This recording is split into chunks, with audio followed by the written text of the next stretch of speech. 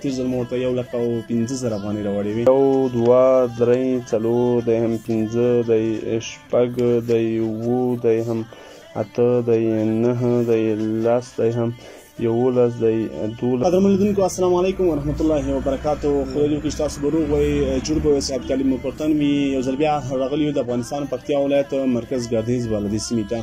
تر څنګ مې دغه بابا ناست دی. تېر ځل مو ورته 1,15,000 افغانۍ راوړې وې. یو ځل بیا غواړو چې د احوال راواخلو، وپوښتم چې د ژوند څنګه دی او په څه حالات کې دی. بابا ښه راغلاست. راته ووایه چې ژوند دې څنګه دی او له ستونزو څخه راوتلی او یا هم اوس هم په ستونزو کې یې؟ السلام علیکم.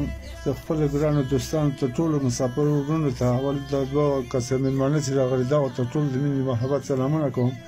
بعد د هغه نه ما سره دوی مخکې کومک کړی و، بیا راغلي دي. خدای دې هر وخت راولي خوشحالۍ د عافیت.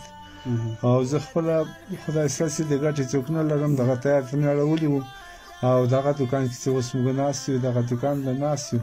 خپل خرڅوو نور د خدای ستاسې دا څو شپې مخکې زه خبر شوم تا راته ویلې که نه، تا ته څه مرسته شوې ده. بیا ما دا زه فکر کوه چې زه خدای مهربان له رابسي. بیا مې اول راکړی و ابراهیم. نو اوس زه خو خوشحاله یم، شکر الحمدلله. تاسو مرسته هر وخت غواړم، په دې زه خو محتاج یم. اته سلنه سره خلخانه راپسې ده، خوراک خو کوي. څنګه دی اوس د شکر له پښې څنګه دی ګوتې؟ شکر مې اوس 380 کې ده. 380 کې قدرمن هیوادوال د دوه ګوتې هم کته شوې وي. یو دغه ده که نه؟ یو دغه ده، یو دغه ده، یو یې هم دغه ده. دا کته شوې وي او موږ هم تېر ځل راغلي یو، تقریبا 1,15,000 افغانۍ هلته شاوخوا کومک و. دوی بیا دغه کوچنی دوکان ځان ته ترتیب کړی ده چې اوس دغه بابا هلته ناست وي او کار پرې کوي. او نن بیا هم انشاءالله تعالی تقریبا 14,400 افغانۍ زموږ له دوبۍ څخه یو ورور ته رالېږلې وې.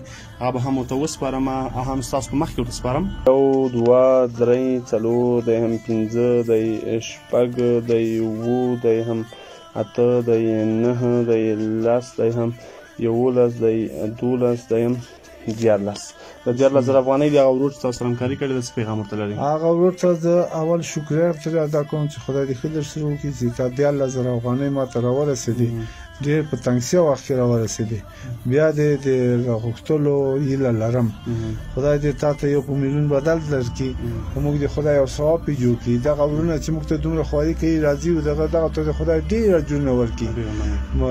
ډېره ډېره مهرباني. قدرمنو هیوادوالو به احساس ورونو دغه بابا لاسنیوي ته اړتیا لري، بیا هم لاسنیوی وکړئ. او دوی نو ډېر بیچاره دی، وړه وړه خلخانه ورله غاړې ده، خپله د شکر ناروغي لري.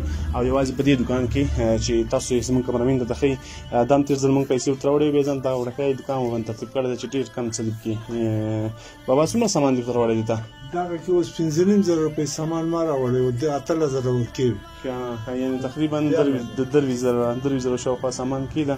نو د باندې کورنۍ نه ساتل کېږي. تاسو حتما همکاري ورسره وکړئ. تر بیا چې زه جوهر حمیدالله حمیدي راځي موږ پرېږده راکړئ. پاک رب مو سپارو. ښه ادب، خوشحاله او ارامه اوسئ.